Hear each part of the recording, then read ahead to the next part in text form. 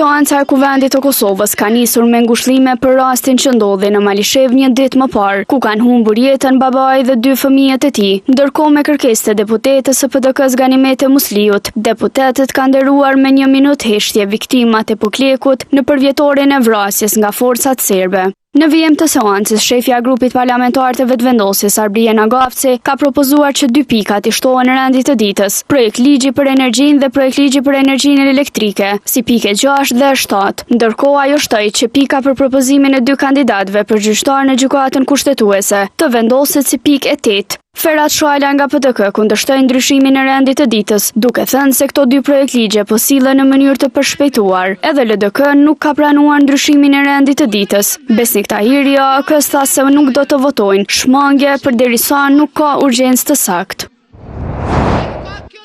Ushtruesja e detyrës së presidentes së Republikës së Kosovës, Albulena Agjiu, ka bërë sot homazhe në Pokleke Çikatov të vjetër. Ajo tha se përkundër faktit që dihen emrat e kriminalëve serb, ende nuk ka drejtësi, por si institucione janë angazhuar që të shtohen kapacitetet në polici dhe në prokurorinë speciale. Po ashtu është themeluar edhe Instituti i Krimeve të Luftës që të dokumentohen të gjitha krimet që Serbia i ka bërë në Kosovë.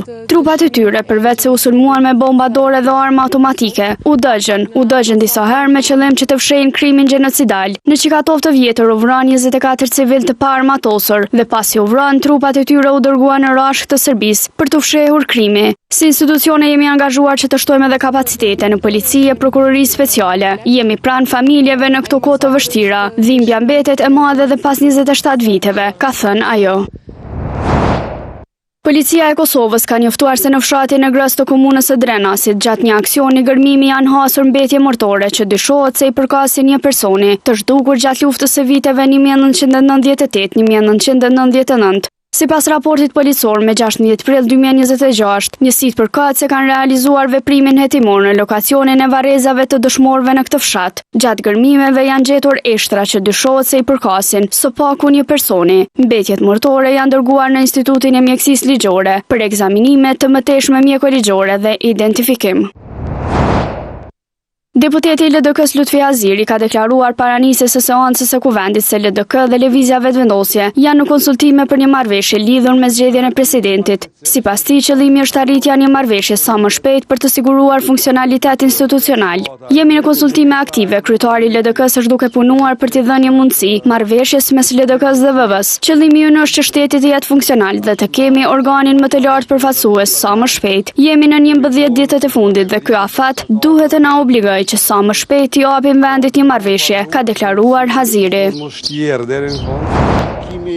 Agjencia për parandalimin e korrupsionit ka publikuar deklarimin vjetor të pasurisë së kryeministrit Albin Kurti. Nga dokumenti shihet se atij është drejtuar qiraja e banesës për 100 euro, teksa i kanë rënë kursimet. Tek pasuritë e paluajtshme dhe ato të luajtshme nuk ka ndonjë ndryshim. Si pasuritë e paluajtshme, Kurti ka përmendur banesën e bashkëshortës në vlerë 530.000 euro. Para të gatshme në emër të tij, Kurti ka deklaruar 16 euro e 41 cent, në emër të bashkëshortës 90.500 euro me priardhje nga paga dhe trashëgimi nga prindi, 2.000 euro kursime të vajzës dhe 50 euro tjera të vajzës, që thotë se kanë priardhje nga familjarët. Vjeta i kishte deklaruar si kursime 1.800 euro. Si borxhe ka deklaruar kredinë e bashkëshortës në vlerë të mbetur 160.000 euro dhe ka renditur qiranë e banesës që tash e paguan 350 euro, nga 250 sa e paguan të vitin e kaluar. Të këto hyrat vjetore, Kurti ka renditur 21.315 euro nga paga si kryeministër dhe 51.000 euro të bashkëshortës së tij.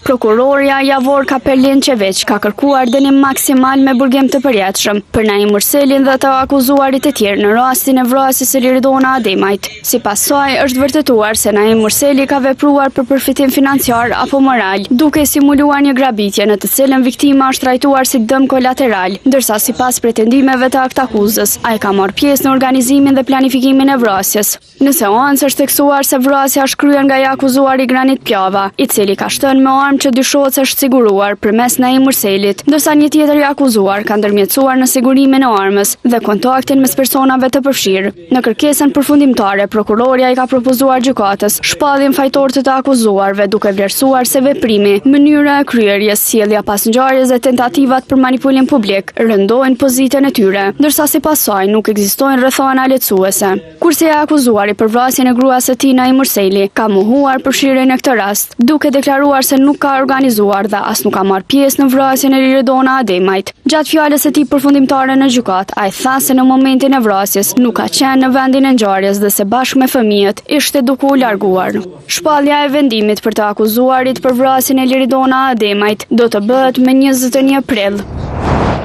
Vëllai i Liridona Ademajt, Leonardi, ka kërkuar dënje me burgim të përjetshëm për 3 të akuzuarit për vrasjen e motrës së tij, duke theksuar se gjatë procesit gjyqësor është dëshmuar se krimi është organizuar nga Naim Murseli në bashkëpunim me Kushtrim Kokallën dhe me ekzekutim nga Granit Pljava. Në fjalën përfundimtare, ai ka deklaruar se provat dhe dëshmitë e paraqitura gjatë gjykimit e bëjnë të qartë organizimin e vrasjes. Në përfundim, Leonardi ka kërkuar nga gjykata që të shqiptojë dënimin maksimal për të akuzuarit, duke theksuar se çdo vendim tjetër do të ishte i papranueshëm për familjen dhe shoqërinë. Krimi që është bërë duhet të dënohet fuqishëm, që fëmijët e Liridonës dhe ne si familje të jemi sadupak të lehtësuar nga dhimbja që kemi përjetuar. Kështu besoj jepet mundësia sa më shpejt të na bashkohen edhe fëmijët e Liridonës. Andaj i nderuar trup gjykues, ditën e vrasjes së Liridonës, me të iku edhe gjysma e shpirtit dhe jetës sonë. Na ka mbetur edhe një gjysmë jete, të cilën e keni në duar ju ta vendosni. Sa duhet të jetojmë me frikë apo duhet të ndihemi të sigurt në vendin tonë, deklaroi ai. Ka dështuar mbledhja e komisionit ad hoc për përzgjedhjen e kandidatëve për antar të KPM-s, si pasojë e mungesës së quorumit. Antarët e komisionit nga PDK-ja dolën nga mbledhja ende pa nisur ajo, pasi mungonin antarët nga partitë e tjera. Në këtë mbledhje ishte paraparë shqyrtimi i listës së kandidatëve. Kryetari i komisionit nga Lëvizja Vetëvendosje Alban Bajrami tha se do të tentojnë që gjatë ditës të mbajnë mbledhjen. Për fat të keq, mbrëm kemi mbetur deri vonë në trajtimin e konkursit të bordit të RTK-s dhe kjo ka ndikuar paksa te antarët që të mund të mbërrinë në kohë. Një lloj mirëkuptimi ndoshta mundemi me gjetë. Ju njoftojmë monitoruesve dhe mediave për afatin e ri gjatë ditës, deklaroi Bajrami. Organizatat jo qeveritare, Lëvizja FL, IKD, Asociacioni i Gazetarëve të Kosovës dhe juristja Flutra Akusari kanë nxjerrë një komunikat të përbashkët pas monitorimit që kanë bërë procesit të intervistimit të kandidatëve për bord të RTK-s dhe kanë konstatuar se procesi për zgjedhjes së anëtarëve të bordit është i komprometuar. Në komunikat thuhet se procesi nuk i plotson as standardet minimale të vlerësimit. Ne rekomandojmë që ky proces të kthehet në pikën 0, të dizajnohet në mënyrë adekuate duke respektuar të paktën standardet e zbatuara nga Lëvizja Vetëvendosje në vitin 2021 në procesin e njëjtë, thuhet në përfundim.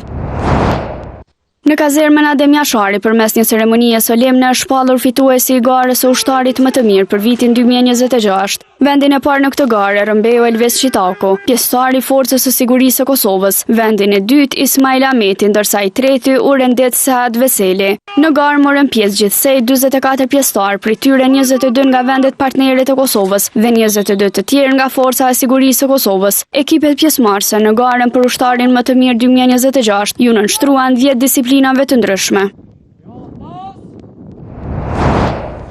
2 punëtorë kanë pësuar lëndime pas janë rrëzuar nga mjeti i punës. Policia e Kosovës ka njoftuar se rasti ka ndodhur në fshatin Seraj të Leposavicit dhe është cilësuar se rrezikim i sigurisë në vendin e punës. Është raportuar se 2 burra, punëtorë të një kompanie private, derisa ishin duke punuar, janë rrëzuar nga mjeti i punës dhe kanë pësuar lëndime të rënda trupore. Të lënduarit janë dërguar për tretman mjekësor në spitalin rajonal, thuhet në raportin 24 orësh të policisë. Për rastin, thuhet se është arrestuar një i dëshuar dhe me vendim të prokurorit është dërguar në mbajtje. Ndryshe, Ministria e Punës me Inspektoratin të Njëjtën kanë zhvilluar aksion të inspektimeve në përvend punishte të ndryshme me qëllim të kontrollit të nivelit të sigurisë dhe shëndetit në vendet e punës. Ministria e Industrisë, Ndërmarrësisë, Tregtisë dhe Inovacionit ka bërë të ditura çmimet maksimale të lejuara për derivatet e naftës për ditën e sotme. Sipas vendimit të Mintit, çmimet për produktet e naftës janë përcaktuar si në VM. Nafta do të shitet me çmim maksimal prej 1.74 euro për litër, benzina prej 1.43 euro për litër, ndërsa gazi me 0.88 euro për litër. Ministria njofton se këto çmime hyn në fuqi nga ora 10 e datës së përcaktuar.